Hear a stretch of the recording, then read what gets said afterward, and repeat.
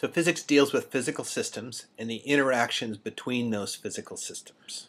For most of what I'm going to talk about today, I'm going to define my physical system to be made up of these bunch of argon atoms, these pink atoms. See, pink is associated with argon. A bunch of pink atoms running around, a bunch of argon atoms running around in a container. And so in my mind, that's the physical system. There are a lot of other objects here that are clearly part of this problem. There's a pump where I can put more argon atoms in. There's a finger that can push down here on the lid, making the volume smaller. Down here, I can turn on heat, or I can put a container in contact with something cold. These are other physical systems. All these things are other physical systems that can interact with the gas. So I'm going to focus on the gas, we're going to focus on the gas, and then these other systems will interact with the gas. We can turn up a flame underneath so that that interacts with the gas. We can push down from above so that that interacts with it. So in this class we're going to use simple models to deal with these really complicated kinds of interactions. I mean, I put fire underneath here, and what is fire? It's a bunch of hot gases hitting the bottom of this.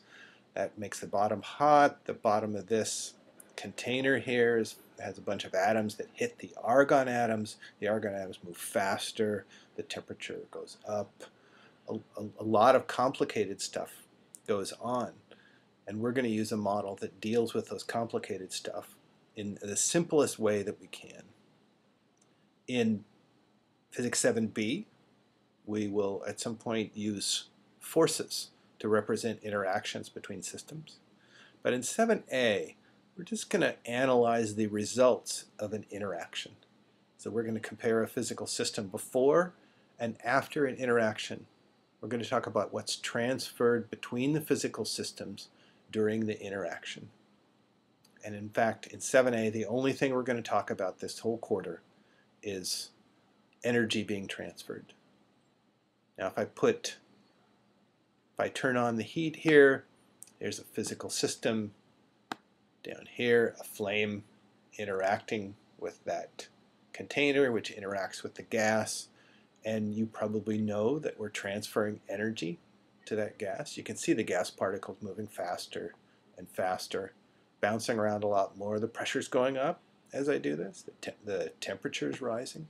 Temperature is now, there's a thermometer here. The temperature is measured by this thermometer is 500 Kelvin nearly. So while that flame was on, energy got transferred from whatever was causing the flame to the argon atoms moving around in here.